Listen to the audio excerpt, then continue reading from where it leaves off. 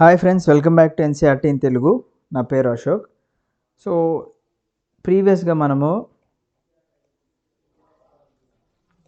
Section 2లో livelihoods, economies and societies గురించి తెలుసుకున్నాం. ఇప్పుడు ఫారెస్ట్ సొసైటీ అండ్ కొలోనియలిజం గురించి తెలుసుకుందాం.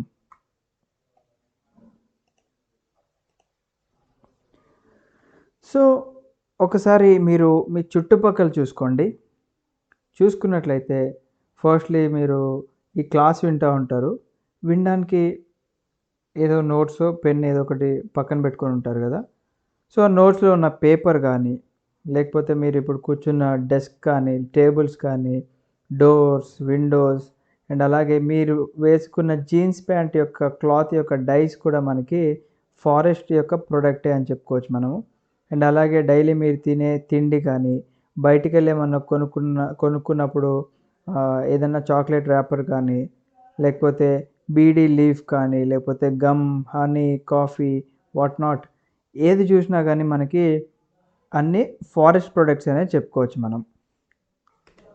సో మన చిన్నప్పటి నుంచి చదువుకుంటూనే ఉన్నాము ఫారెస్ట్ యొక్క యూజెస్ ఏంటి, మనం డే టు డే లైఫ్లో ఫారెస్ట్ ప్రొడక్ట్ లేనిదే మనకి డే అనేది గడవదు.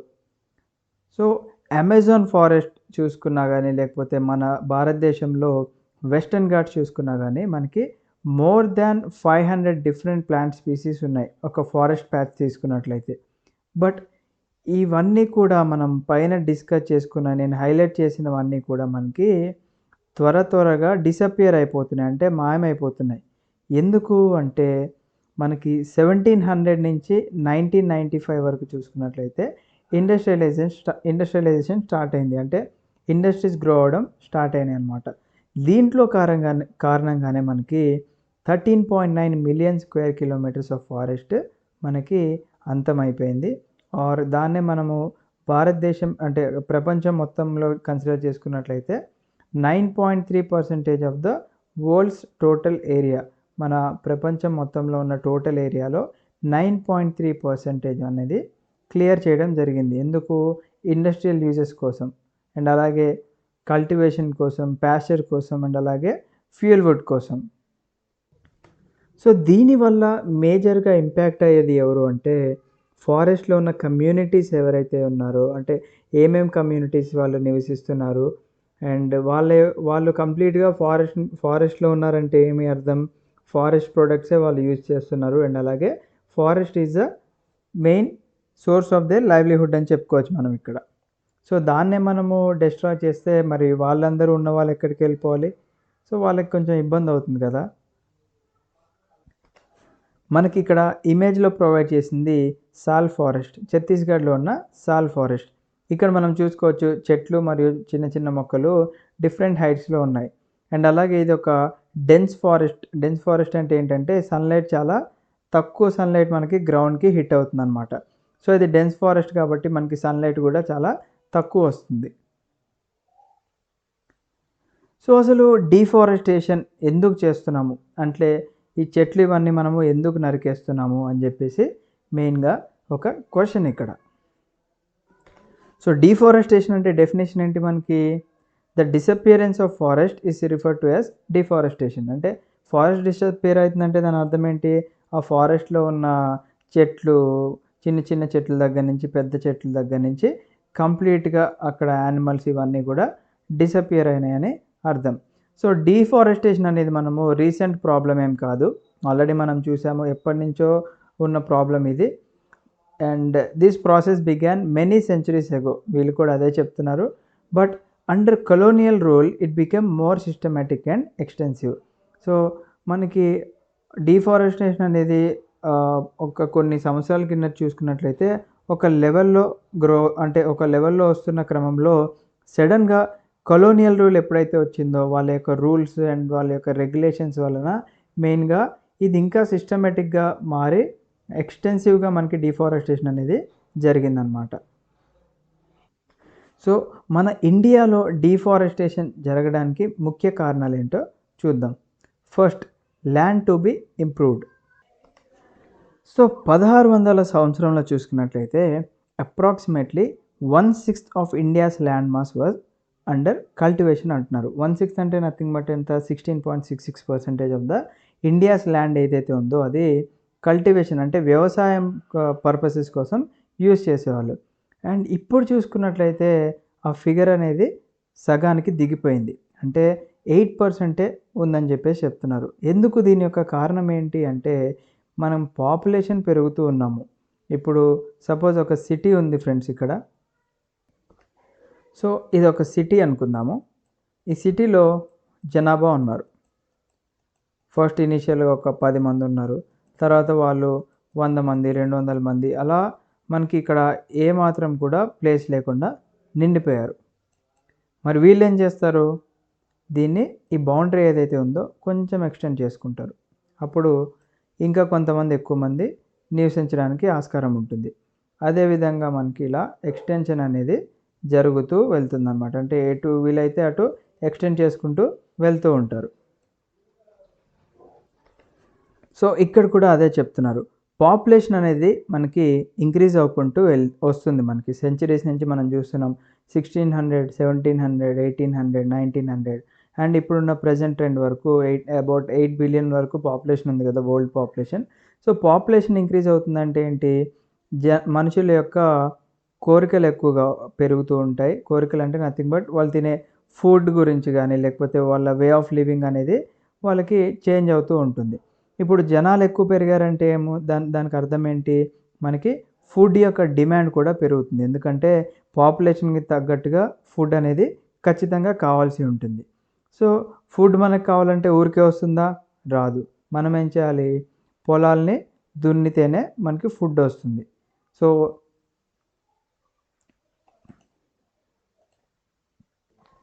వ్యవసాయ పనులు చేసినట్లయితే మనకి కడుపు అనేది నిండుతుంది. దానికోసం ఏం చేస్తారు?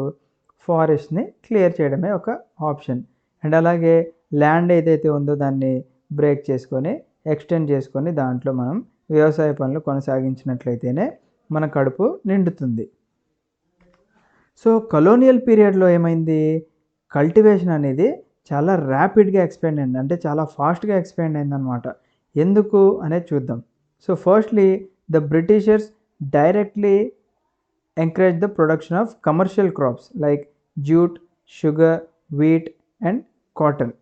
So jute, sugar, wheat and cotton ఇవన్నీ ఏంటంటే కమర్షియల్ క్రాప్స్ అనమాట. అంటే బిజినెస్ పర్పసెస్‌కి యూజ్ చేసేవి. అంటే ఒక కంట్రీలో డిమాండ్ ఎక్కువ ఉందనుకోండి, వీళ్ళు మన కంట్రీలో ఎక్కువగా పండించి వాటిని వేరే కంట్రీస్‌కి ఎక్స్‌పోర్ట్ చేసుకొని కొంచెం డబ్బు సంపాదించుకుంటూ ఉంటారు. అండ్ అలాగే మన కంట్రీలో కూడా ఎక్కువగా డిమాండ్ ఉన్న క్రాప్స్ కాబట్టి ఇవి మనకి ఎక్కువ మొత్తంలో డబ్బులనేది రావడానికి ఛాన్సెస్ ఎక్కువ ఉన్నాయి కాబట్టి ఇవి కమర్షియల్ క్రాప్స్ అని చెప్పుకుంటాము. అండ్ అలాగే the demand for these crops increased in 19th century Europe wear food grains were needed to feed the growing urban population and రా materials were required for the industrial production అంటున్నారు. So మనము French revolution and Russian revolution classes చూడండి ముందు. చూసినట్లయితే అక్కడ మనకి food యొక్క demand ఏ విధంగా ఉందనేది ఒక అర్థమవుతుంది. సో వీళ్ళు ఏం చెప్తున్నారు? 19th centuryలో ఫుడ్ గ్రెయిన్ యొక్క డిమాండ్ అనేది పెరిగిపోయింది. ఎందుకంటే అర్బన్ పాపులేషన్ పెరగడం వలన అండ్ అలాగే మనకి ఇండస్ట్రియల్స్‌కి రా మెటీరియల్ తక్కువ అవ్వడం వలన మనకి డిమాండ్ అనేది ఎక్కువగా పెరగడం జరిగిందనమాట. సో దీనికన్నా ముందు మనం పైన ఒక ఇమేజ్‌ని మిస్ అయ్యాం కదా! అది చూద్దాం. సో ఇక్కడ ఏమిచ్చారు? ఒక when the valleys were full painting by John Dawson. అంటే ఇది ఒక పెయింటింగ్ కనిపిస్తుంది మనకి. వ్యాలీస్ అంటే మనకి ఏవైతే కొంచెం లోతైన ప్రాంతాలు ఉంటాయో సో లోతైన ప్రాంతాలు అని చెప్పుకోవచ్చు. అండ్ అలాగే మనకి నది సరస్సులు ఏదైతే కొంచెం ప్లేస్ ఉన్నట్లయితే అక్కడ వాటర్ వచ్చి చేరినట్లయితే మనకి యానిమల్స్ ఎక్కువగా చేరుతూ ఉంటాయి కదా! సో మనకి యానిమల్స్ కూడా మనుషుల్లాగే ఫుడ్ కోసం వెతుకుతుంటాయి. అండ్ అలాగే వాటర్ కోసం కూడా వెతుకుతూ ఉంటాయి. So native Americans like Lakota tribe అని చెప్పేసి అమెరికాలో నివసించేవాళ్ళు. వాళ్ళు నార్త్ అమెరికా ప్లెయిన్స్ దగ్గర ఎక్కువగా నివసిస్తూ ఉండేవాళ్ళు. వాళ్ళు ఏం చేశారు అంటే మెయిజ్ అంటే మొక్కజొన్నని పండిస్తూ ఉండేవాళ్ళు. దేనికోసము? ఫర్ వాళ్ళ కడుపు నింపుకోవడం కోసం. అండ్ అలాగే ఫొరేజ్డ్ ఫర్ వైల్డ్ ప్లాంట్స్ అని చెప్పేసి అంటున్నారు. ఇక్కడ ఫోరేజింగ్ అంటే నథింగ్ బట్ ఏంటంటే సెర్చింగ్ ఫర్ ఫుడ్ అనమాట. అంటే ఫారెస్ట్‌లో ఉన్న మొక్కలు గానీ, లేకపోతే ఫ్రూట్స్, నట్స్ వాటి కోసం వెతికేవాళ్ళు. ఎందుకంటే వాళ్ళు కడుపు నింపుకోవాలి కాబట్టి. అండ్ అలాగే హంటెడ్ బిసన్. బిసన్ అంటే ఇక్కడ అడవి దున్న మనకి ఇమేజెస్ కనిపిస్తున్నాయి గదా! సో, వీటిని బిసన్స్ అంటారు.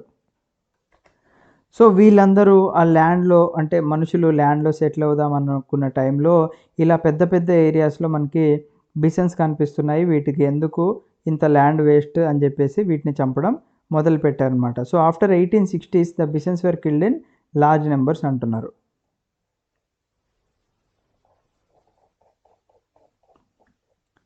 So, back to the topic. So, first ఏం చెప్పుకున్నాము, పాపులేషన్ పెరిగే కొద్దీ మనకి ఫుడ్ యొక్క డిమాండ్ పెరిగిందని చెప్పుకున్నాం కదా! సెకండ్‌లీ ఏమైందంటే 19th సెంచరీ స్టార్టింగ్‌లో ఈ కలోనియల్ స్టేట్స్ ఏవైతే ఉన్నాయో వీళ్ళందరూ ఏమనుకున్నారంటే ఫారెస్ట్స్ వర్ అన్‌ప్రొడక్టివ్ అనుకున్నారు. అంటే ఫారెస్ట్ వల్ల ఉపయోగం లేవు. అక్కడ ఏమి పెరగవు. అంటే ఫ్రూట్స్ గానీ, వెజిటబుల్స్ గానీ ఇవన్నీ పెరగవు. ఇవన్నీ మనకి వేస్ట్ ఆఫ్ యూజ్ అనుకున్నారనమాట. సో, ఇలా వేస్ట్ అనుకున్న వాటిని మనము కల్టివేషన్ పర్పస్‌కి యూజ్ చేద్దాం. అంటే అక్కడ మనము వ్యవసాయ పనులు చేసి, మనము అదే ల్యాండ్ నుంచి కొంచెం ప్రొడక్టివ్‌గా ఒక అవుట్‌పుట్ అనేది తీసుకొద్దాము. దానివల్ల మనకి అగ్రికల్చరల్ ప్రొడ్యూస్ వస్తుంది. అండ్ అలాగే రెవెన్యూ కూడా వస్తుంది. అండ్ అలాగే మన స్టేట్ యొక్క ఇన్‌కమ్ కూడా పెరుగుతుందని చెప్పేసి వాళ్ళు ఆలోచించారు. సో, బిట్వీన్ 1880 అండ్ అలాగే 1920 వరకు అంటే 1880 నుంచి 1920 వరకు cultivated area rose by 6.7 million hectares. So, చూడండి ఇక్కడ 1880 నుంచి 1920 వరకు అంటే అరౌండ్ 40 ఇయర్స్ టైంలో మనకి ఏదైతే మనకి ఫారెస్ట్ నుంచి ఏరియాని కల్టివేట్ చేశారో అది 6.7 మిలియన్ హెక్టార్స్‌కి కల్టివేషన్ అనేది జరిగింది.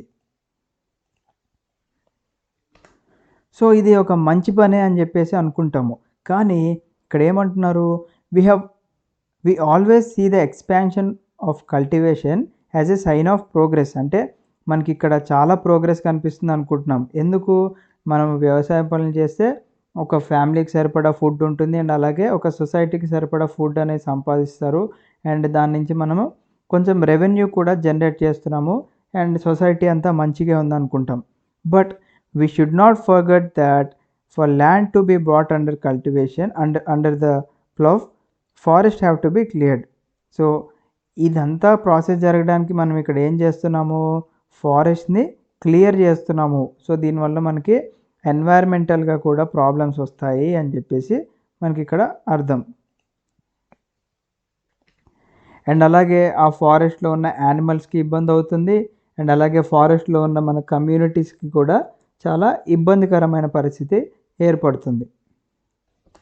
సో, ఇప్పటివరకు ఏం చూసాము, జనాలు పెరుగుతున్నారు కాబట్టి ఆ ల్యాండ్‌ని ఎక్స్‌పాండ్ చేశారు అని చెప్పేసి చూసాము. సో, ఇక్కడ మనకి ఒక బ్లూ బాక్స్ ఉంది కదా! ఈ బాక్స్‌లో ఏం చెప్తున్నారు, the absence of cultivation in a place does not mean the land was uninhabited అంటున్నారు. అంటే ఒక ప్లేస్‌లో ఆ ల్యాండ్‌ని కల్టివేట్ చేయలేదు అంటే ఆ ఏరియాలో జనావాసాలు లేరు అని చెప్పేసి మనము ఊహించుకోవద్దు అని చెప్తున్నారు. అంటే దీని అర్థం ఏంటి? ప్రతి ఒక్క ప్లేస్‌లో వ్యవసాయం జరగాలి అని చెప్పేసి మనకి కంపల్సరీ ఏం లేదు. అట్లా అని చెప్పి వ్యవసాయం చేయట్లేదు ఇక్కడ అంటే ఇక్కడ జనాభా లేరు అని చెప్పేసి అర్థం కూడా కాదు. సో, ఆస్ట్రేలియాలో మనం చూసుకున్నట్లయితే ఎప్పుడైతే వైట్ సెటిలర్స్ ల్యాండ్ అయ్యారో అంటే వైట్ పీపుల్ ఎప్పుడైతే ఆ ఏరియాలో ల్యాండ్ అయ్యారో వాళ్ళు అప్పుడు ఏం చూసారు, ఆ కాంటినెంట్ ఎంప్టీగా ఉండడం గమనించారు. ఆర్ టెర్రా నలియస్ అంటున్నారు.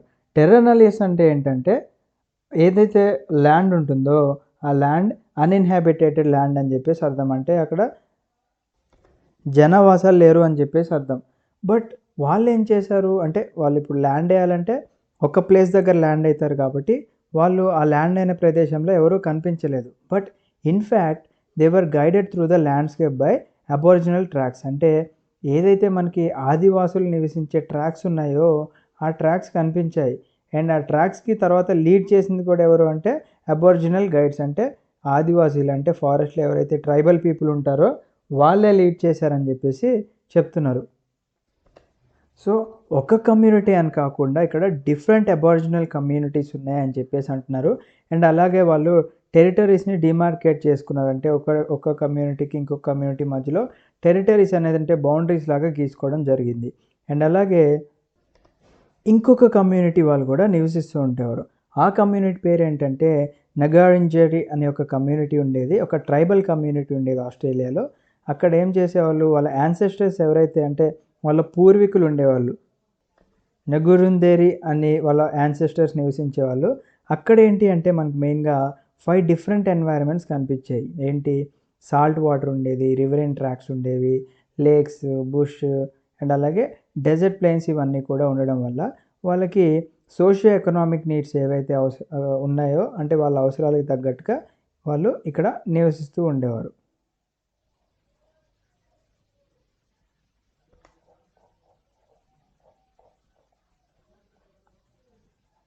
సో, ఈ విధంగా మనిషి అవసరాలకు తగ్గట్టుగా మనకి ఫారెస్ట్‌ని ఎక్స్‌పాండ్ చేయడం జరిగింది. ఇదేంటి మనము పాతకాలం నాటి నుంచి చూస్తూనే ఉన్నాం. అండ్ ఈ చాప్టర్స్‌లో కూడా అదే చెప్తున్నారు.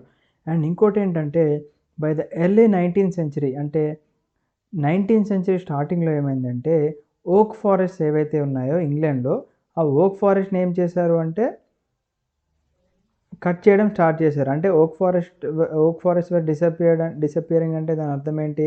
దాన్ని కట్ చేయడం మొదలుపెట్టారని జెప్పేసి అర్థం. సో, దీనివల్ల ఒక మేజర్ ప్రాబ్లమ్ ఏమొచ్చింది అంటే, ఇంగ్లాండ్ యొక్క రాయల్ నేవీ అంటే మనం నేవీ అంటే ఏముంటాయండి మనకెక్కువగా షిప్స్ ఉంటాయి గదా! ఆ షిప్స్ తయారు చేయాలంటే మనకేం గావాలి? ఒక స్ట్రాంగ్ అండ్ డ్యూరబుల్ టింబర్ ఉండాలి. అంటే గట్టి కర్ర ఉంటేనే మనకి ఒక షిప్ అనేది తయారవుతుంది. సో, ఆ ఫారెస్ట్‌లో మనకి కర్రలే లేకపోతే వాళ్ళు షిప్స్ ఎట్లా తయారు చేసుకోవాలి అని జెప్పేసి వాళ్ళు తలకాయ పట్టుకున్నారు. అండ్ ఇంకొకటేంటంటే, మనకి పాత రోజుల్లో అంటే మనకి యుద్ధ ట్యాంకులు ఇవన్నీ కొంచెం తక్కువుండేయి. అండ్ మేజర్‌గా ఒక కంట్రీకి ఎక్కువగా షిప్స్ ఉండేవి.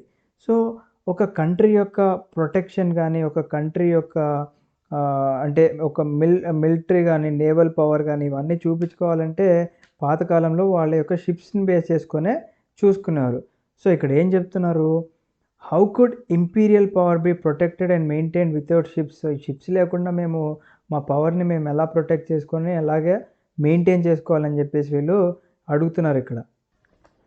సో, ఇంగ్లాండ్‌లో ఫారెస్ట్ డిసపియర్ అయితుంది గదా! మరి మనకేం ఇబ్బంది అని జెప్పేసి మనం అనుకోవచ్చు. బట్ మనకి ఇంగ్లాండ్‌లో ఉన్న తెల్లవారు ఎక్కడెక్కడున్నారు? వేరే వేరే కంట్రీస్‌ని ఆక్యుపై చేయడం జరిగింది గదా! అదే విధంగా మన భారతదేశాన్ని గూడా ఆక్యుపై చేశారు గదా! 1600స్‌లో వచ్చిన తర్వాత నుంచి. సో, 1820లో ఏం జేశారు? ఒక సెర్చ్ పార్టీని పంపించారు. మీరు ఇండియాకి వెళ్ళి, ఇండియా యొక్క ఫారెస్ట్ అన్నీ మీరు ఎగ్జామిన్ చేసి, మనకు కావాల్సిన కర్ర ఉందో లేదో ఒకసారి చూసి రండిరా బాబు అని చెప్పి పంపించడం జరిగింది. అండ్ వితిన్ ఏ డికేడ్ అంటే ఒక 10 సంవత్సరాల లోపు ట్రీస్ ఏవైతే ఉన్నాయో మన భారతదేశంలో ఉన్నటువంటి ట్రీస్ అన్నిటిని ఒక మ్యాసివ్ స్కేల్‌లో నరికేసి వాస్ట్ క్వాంటిటీస్‌లో మనకి ఇంగ్లాండ్‌కి ఎక్స్‌పోర్ట్ చేయడం జరిగిందనమాట. సో, ఇక్కడ ఇచ్చారు చూడండి. బీయింగ్ ఎక్స్‌పోర్టెడ్ ఫ్రమ్ ఇండియా అని జెప్పేసి. ఆ విధంగా ఇంగ్లాండ్ యొక్క నేవల్ అంటే నేవీకి కావాల్సిన సామాగ్రిని వాళ్ళు సేవ్ చేసుకున్నారు. తర్వాత the spread of railways from 1850స్. సో, 1854లో నాకు తెలిసి ఫస్ట్ రైల్వే లైన్ స్టార్ట్ అయింది గదా! బాంబే టు థానే అనుకుంటా. సో, 1850స్‌లో ఏం జేశారంటే, so, first railway train start అయిందంటే దాని అర్థం ఏంటి? ముందే ట్రాక్స్ అన్నీ వేసుకుంటేనే గదా! రైల్వే లైన్ స్టార్ట్ అయ్యేది. సో, 1850లో ఏమైందంటే రైల్వేస్‌కి డిమాండ్ పెరిగింది. అంటే మేము ఓన్లీ వాటర్ వేసే కాదు, ట్రాన్స్‌పోర్టేషన్ అనేది మనము రైల్వేస్ ద్వారా కూడా చేసుకోవచ్చు అని జెప్పేసి వీళ్ళకి ఒక ఐడియా వచ్చి రైల్వే స్టార్ట్ జేయడం మొదలుపెట్టారు. రైల్వేస్ వల్ల పాతకాలంలో ఎక్కువగా ఎలా ఉపయోగాలుండేవి అంటే, ఇప్పుడు మెయిన్‌గా వాళ్ళ యొక్క ఎక్స్‌పోర్ట్స్ ఏవైతే ఉంటాయో అంటే మన కంట్రీ నుంచి ఏదన్నా ఎక్స్‌పోర్ట్ చేయాలనుకోండి, వాళ్ళు రైల్వే లైన్ ఆల్మోస్ట్ పోర్ట్ వరకు వేసుకొని ఉండేవాళ్ళు. ఆ పోర్ట్ నుంచి ఆటోమేటిక్‌గా షిప్స్ ద్వారా ఎక్స్‌పోర్ట్ చేసుకోవచ్చు అని జెప్పేసి వాళ్ళు ఈ విధంగా ప్లానింగ్ అనేది చేసుకునేవాళ్ళు. So, railways were essential for colonial trade and for the movement of imperial troops. So, వీళ్ళు ట్రేడింగ్‌కి వాడుకునేవాళ్ళు రైల్వేస్‌ని. అండ్ అలాగే వాళ్ళ యొక్క ఆర్మీ అంటే వాళ్ళ జవాన్లుంటారు గదా! వాళ్ళు తిరగడానికి మన ఇంటర్నల్‌గా మన దేశంలో ఎక్కువగా రైల్వేస్ గూడా వాడుతూ ఉండేవాళ్ళు. అండ్ రైల్వే లైను ఉంది. ఓకే. మనకి ట్రైన్స్ కూడా రన్ అవుతున్నాయి. మరి ట్రైన్ ఒక ప్లేస్ నుంచి ఇంకొక ప్లేస్ దాకా రన్ అవ్వాలంటే ఏం కావాలి? ట్రైన్ ఇంజిన్ గావాలి. దాన్నే లోకోమోటివ్ అంటారు మనం. మరి ఆ లోకోమోటివ్ రన్ అవ్వాలంటే ఇప్పుడంటే మనం ఎలక్ట్రిసిటీ యూజ్ చేసి నడిపిస్తున్నాము. మరి పాత రోజుల్లో ఏం గావాలి? వాళ్ళకి కర్ర గావాలి. అంటే చెక్కని బర్న్ చేస్తేనే వాళ్ళకి ఆ వేడితో బోగి రన్ అవుతూ ఉండేది. సో, వుడ్ అనేది కంపల్సరీగా అవసరం లోకోమోటివ్‌కి. ఎందుకంటే అది లేకపోతే రన్ అవ్వదు ట్రైన్. అండ్ అలాగే to lay the railway lines sleepers were essential. So, ఇక్కడ స్లీపర్ అంటే మనము ఏదో పడుకోవడానికి యూజ్ చేసుకునేది గాదు. ఇప్పుడు ఒక రైల్వే లైన్ ఉందనుకోండి. సపోజ్ ఇక్కడ ఈ ఈ యెల్లో బార్డర్ ఏదైతే కనిపిస్తుందో ఇదే ఒక రైల్వే లైన్ అనుకుందాం మనం. ఈ రైల్వే లైన్‌లో మనకి ఈ ఈ సపోజ్ కొన్ని అడ్డంగా గీతలు గీస్తాను. ఒక్క నిమిషం. సో, మనకి ప్రతి ఒక్క రైల్వే లైన్ మీద మనకి ఇలా కొన్ని చెక్కలు కనిపిస్తూ ఉంటాయి. ఆ చెక్కలు దేనికి యూజ్ అవుతాయి అంటే, సో, ఈ విధంగా మనకి ఒక రైల్వే ట్రాక్ మీద మనకి చెక్కలు కనిపిస్తూ ఉంటాయి గదా! ఆ రైల్వే ట్రాక్‌ని గట్టిగా హోల్డ్ చేసుకొని పట్టుకోవడానికి మనకి ఈ స్లీపర్స్ అనేది అవసరం ఉంటుందన్నమాట. సో, ఒక మైల్ చూసుకున్నట్లయితే ఒక మైల్ అంటే మనకి కిలోమీటర్‌లో కన్వర్ట్ చేసుకుంటే అరౌండ్ 1.6 కేఎంని ఒక మైల్ అంటాం కదా! ఒక మైల్ ఆఫ్ రైల్వే ట్రాక్ వాళ్ళు వేయాలంటే అరౌండ్ 1760 నుంచి 2000 స్లీపర్‌లనేది అవసరం ఉంటుంది. సో, ఇప్పుడంటే మనము సిమెంట్ మొద్దులు లాంటివి వేస్తున్నాం గానీ, పాత రోజుల్లో వాళ్ళకంత టెక్నాలజీ అంత డెవలప్ కాలేదు గాబట్టి, ఎక్కువగా ఇలాంటి చెక్క మొద్దులే వేస్తూ ఉంటారు. సో, 1860స్ నుంచి చూసుకున్నట్లయితే, మనకి railway network expanded rapidly. So, railway network ఇప్పుడు అన్ని స్లీపర్‌లు గూడా అవైలబుల్‌గా ఉన్నాయి. ఎందుకంటే, ఫారెస్ట్ నుంచి చెట్లు నరుకురావడం, స్లీపర్‌లు ఏసి పడేయడం. సో, ఇంకేంది మనకంతా బానే ఉంది గదా! అని జెప్పేసి రైల్వే నెట్వర్క్‌ని గూడా వాళ్ళు ఎక్స్‌పాండ్ చేశారు. ఒక పక్క ఫారెస్ట్స్ తగ్గిపోతూ ఉన్నాయి. అండ్ బై 1890కొచ్చేసరికి 25,500 kilometres of track has been laid. అంటే దాదాపుగా 1600 మైల్స్ అని జెప్పేసి అర్థం. సో, ఒక మైల్ నుంచి మనకి స్టార్ట్ అయ్యి 1600 మైల్స్ దాకా ఇప్పుడు వీళ్ళు లే అంటే ఆ ట్రాక్‌ని వేయడం జరిగింది మన భారతదేశంలో. అంటే దీని అర్థం ఏంటి? మనకి 32,00,000 స్లీపర్స్ అవసరం ఇక్కడ. సో, 25,500 కిలోమీటర్స్ ఆఫ్ ట్రాక్ అంటే దాదాపుగా మనకి 32,00,000 మొద్దులు అంటే 32,00,000 స్లీపర్స్ ఇక్కడ అవసరం అన్నమాట. సో, 32,00,000 స్లీపర్స్ అంటే దాదాపుగా మరి మీరే ఆలోచించండి. ఎన్ని చెట్లు నరికితే గాని మనకి ఆ రేంజ్‌లో స్లీపర్స్ తయారైతాయి. అండ్ 1946కొచ్చేసరికి మనకి the length of the tracks has increased to over 7,65,000 కిలోమీటర్స్‌కి మనకి రైల్వే లైన్ అనేది పొడిగించడం జరిగింది. ఇక 7,65,000 అంటే ఇక నేను దానికి క్యాలిక్యులేట్ చేసి చెప్తే ఇక అయిపోయినట్టే ఈ chapter. So, as the railway track spread through India a large number of trees were felled. అంటే దీని అర్థం అదే మనకి ట్రాక్స్ ఎంత పెరుగుతూ ఉంటే మనకి చెట్లు కూడా అదే రేంజ్‌లో నరికేస్తున్నారని చెప్పేసి అర్థం. సో, యాస్ ఎర్లీ యాస్ 1850స్ in the Madras Presidency alone 35,000 trees were being cut annually for sleepers. So, ఇక్కడే చూడండి 35,000 ట్రీస్ కట్ చేయడం జరిగింది. ఎప్పుడు 1850స్‌లోనే అంటే ఇనీషియల్ స్టేజెస్‌లోనే దాదాపుగా 35,000 ట్రీస్ అంటే ఇక ఈ 7,65,000 కిలోమీటర్స్ వేయడానికి మరి ఎన్ని లక్షల కోట్ల చెట్లు నరికితే గానీ మనకి ఒక రైల్వే లైన్ తయారు గాదు. సో, గవర్నమెంట్ ఏం చేసింది? కాంట్రాక్ట్స్ ఇవ్వడం స్టార్ట్ చేసింది. దేనికి? మీరు మాకు ఈ స్లీపర్స్‌ని సప్లై చేయాల్సి ఉంటుంది. మేము మీకు ఇంత మొత్తంలో డబ్బులు ఇస్తామని చెప్పేసి వాళ్ళకి డబ్బులు ఇచ్చేది కాంట్రాక్టర్స్కి. So these contractors began cutting trees indiscriminately. ఇక వాళ్ళు ఎక్కడ ఫారెస్ట్ దొరికితే అక్కడికి పోయి చెట్లు కట్ చేయడమే వాళ్ళకి తెలిసిన పని. ఎందుకంటే వీళ్ళు ఎంత త్వరగా ప్రొడక్ట్ డెలివరీ చేస్తే వాళ్ళకి డబ్బులు అంత త్వరగా వస్తాయని చెప్పేసి. So forest around the railway tracks fast started disappearing అన్నాడు. అంటే మనకి ఫస్ట్ ప్రిఫరెన్స్ ఎక్కడికి ఇచ్చుకుంటారండి? ఇప్పుడు రైల్వే ట్రాక్ ఉంది. మీరు రైల్వే ట్రాక్ దగ్గర స్లీపర్స్ కోసం రైల్వే ట్రాక్ దగ్గరలో ఉన్న ఫారెస్ట్ ఏరియాకి వెళ్తారా? లేకపోతే నేను వేరే కంట్రీ వెళ్ళి తీసుకొస్తా నాకు అక్కడ తక్కువ అని చెప్పేసి తెచ్చుకుంటారా? ఆబ్వియస్‌గా రైల్వే ట్రాక్ దగ్గరే మనకి ఫస్ట్ తీసుకొస్తారు కాబట్టి ఫస్ట్ ట్రాక్ పక్కన ఏదైతే ఫారెస్ట్ ఉందో ఆ ఫారెస్ట్ మొత్తం కూడా మనకి గాయబయింది ఇక్కడ. అండ్ ఇక్కడ ఒక ఫిగర్ కూడా ఇచ్చారు చూడండి మనకి బ్యాంబూ రాఫ్ట్స్. సో ఈ బ్యాంబూ కర్రలను ఏ విధంగా కట్టేసి మనకి ఇక్కడ తరలిస్తున్నారో చూడండి వాటర్ పైన. అండ్ ఇక్కడ చూడండి ఏనుగులు. సో ఇవే మనకి స్లీపర్స్ గురించి చూసాం కదా. ఆ స్లీపర్స్ కోసం టింబర్ క్యారీ చేయడానికి ఇక్కడ కుర్రోడు ఉన్నాడు. వీడు ఏనుగుని ఎలా పొడుస్తున్నాడో చూడండి ఈ మొద్దు ఇటు నుంచి అటు వేయడానికి. సో ఇప్పుడంటే మనకి మెషిన్ పవర్ పెరిగింది కాబట్టి మొత్తం ఫారెస్ట్ దగ్గర ఒక మెషిన్ సెట్ చేసినా కానీ పనంతా అయిపోతుంది. బట్ కలోనియల్ పీరియడ్లో ఏం చేసేవాళ్ళు? ఎక్కువగా ఎలిఫెంట్స్ని యూజ్ చేసేవాళ్ళు ఫ్రీక్వెంట్గా. ఎందుకంటే ఎలిఫెంట్సే హెవీ వెయిట్స్ లిఫ్ట్ చేయగలవు కాబట్టి. మీరు ఎంతమంది అంటే లేబర్ని పెట్టుకున్నా కానీ మనకి ఇక్కడ వాళ్ళు చేయని పని ఒక ఏనుగు చాలా ఈజీగా చేస్తుంది అని చెప్పేసి ఏనుగులు ఎక్కువగా యూజ్ చేస్తూ ఉండేవారు. అదేవిధంగా మనకి ఇక్కడ ముల్తాన్ నుంచి సుక్కూర్కి కూడా ఒక railway line 300 miles railway line వేద్దామని ప్లాన్ చేస్తే దానికి కావాల్సిన ఎన్ని చెట్లు నరికారు, ఎన్ని స్లీపర్స్ కావాలనే ఇన్ఫర్మేషన్ కూడా ఉంది. ఒకవేళ ఇంట్రెస్ట్ ఉన్న వాళ్ళు వీడియో పాజ్ చేసుకొని చదవండి.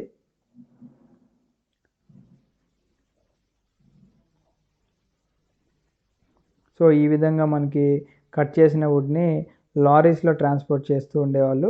అండ్ ఈ లారీస్లోకి ఎక్కియాలంటే ఎక్కువగా ఎలిఫెంట్స్ని వాడుతూ ఉన్నారని చెప్తున్నారు. అండ్ అలాగే women returning home after collecting fuel wood.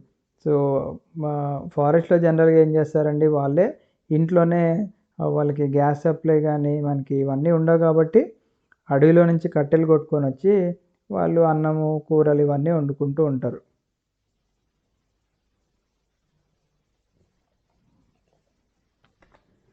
So ఇక్కడ ఇంకా మనకి ట్రక్ క్యారింగ్ లాగ్స్ ఇక్కడ ఒక ఇమేజ్ ఉంది కదా. సో ఫారెస్ట్ డిపార్ట్మెంట్స్ ఏం చేస్తారంటే మనకి ఆ ఫారెస్ట్లో నుంచి ఈ లారీ నిండా లాగ్స్ వేసుకొని బయటికి రావాలి కాబట్టి ఫారెస్ట్లో కూడా వాళ్ళు కొన్ని ట్రాక్స్ వేయడం జరుగుతుంది అని చెప్పేసి చెప్తున్నారు. అంతే, దానికి మించి ఏం లేదు. నెక్స్ట్ వచ్చేసి ప్లాంటేషన్స్. సో ప్లాంటేషన్ క్రాప్స్ కూడా మనకి చాలా ఇంపార్టెంట్, ఎందుకంటే అవి కూడా కమర్షియల్ క్రాప్స్ కాబట్టి. సో మనకి ప్లాంటేషన్ క్రాప్స్ కావాలంటే ఏం చేయాలి? Large areas of natural forest ఏవైతే ఉన్నాయో ఫస్ట్ వాటిని క్లియర్ చేయాలి. ఎందుకంటే మనకి టీ కానీ కాఫీ కానీ రబ్బర్ ప్లాంటేషన్ వేయాలంటే మనకి ఫారెస్ట్ క్లియర్ చేస్తేనే మనకి ఈ ఈ వీటిని ఎక్కువగా గ్రో చేయగలం. To meet Europe's growing need of this commodity. So Europeans ఎక్కువగా tea coffee and rubber plantations మీద ఎక్కువగా డిపెండ్ అవుతారు కాబట్టి అవన్నీ మన ఇండియాలో కూడా పండిస్తూ ఉండేవాళ్ళం. అండ్ ఇంకోటి ఏంటి అంటే మన ఇండియాలో IndiGo plantation. So IndiGo plantation దేనికి అంటే ఆ ఇండిగో ప్లాంట్ నుంచి వచ్చే ఒక కలర్ ఉంటుంది, బ్లూ కలర్. ఆ కలర్ని బట్టలకి డైస్ లాగా వాడేవాళ్ళు అనమాట. అంటే బట్టలకి రంగు వేయడానికి వాడేవాళ్ళు. ఫర్ ఎగ్జాంపుల్ మీరు వేసే జీన్స్ బ్లూ కలర్ ఎందుకు ఉంటుంది అంటే ఆ డై వేస్తారు కాబట్టి, ఇండిగో డై వేస్తారు కాబట్టి అది బ్లూ కలర్లో కనిపిస్తుంది. సో యూరోప్లో డిమాండ్ ఎక్కువ ఉంది కాబట్టి ఏం చేసేవాళ్ళు, కలోనియల్ గవర్నమెంట్ ఏం చేసింది అంటే మన దగ్గర ఉన్న తెల్లవారు బ్రిటిషర్స్ ఏం చేసేవారు అంటే took over the forest and gave vast areas to European planters at cheap rates. So వీళ్ళు ఏం చేశారు, ఫారెస్ట్ని ఆక్యుపై చేశారు ఫస్ట్. ఎవరు? తెల్లవారు ఆక్యుపై చేసి ఏం చేశారు, పెద్ద పెద్ద ఏరియాలన్నీ యూరోపియన్ ప్లాంటర్స్కి ఇచ్చేసేవాళ్ళు అనమాట చాలా తక్కువ రేటుకి. ఎందుకంటే వీళ్ళకి సరేలే కొంతైనా డబ్బులు వస్తుంది కదా మనకి అని చెప్పేసి ఫారెస్ట్తో మాకు పెద్ద పని కూడా లేదని ఆ ఏరియాలు యూరోపియన్స్‌కి ఇవ్వడం జరిగిందనమాట. So, these areas were enclosed and cleared of forest and planted with tea or coffee. So, వీళ్ళు దాన్ని నీట్‌గా క్లీన్ చేసుకొని టీ గానీ, కాఫీ గానీ పండిస్తూ ఉండేవాళ్ళు. సో, ఇక్కడ ఒక టీ బ్రాండ్ కూడా కనిపిస్తుంది చూడండి మనకి. ప్లెజర్ బ్రాండ్ టీ అని చెప్పేసి. The London and Glasgow tea importers association. So, that's it friend. దీంతో మనకి చాప్టర్ కంప్లీట్ అయిపోయింది. అండ్ చాప్టర్ 2తో రేపు మేము ముందుంటా. Thank you. జై హింద్.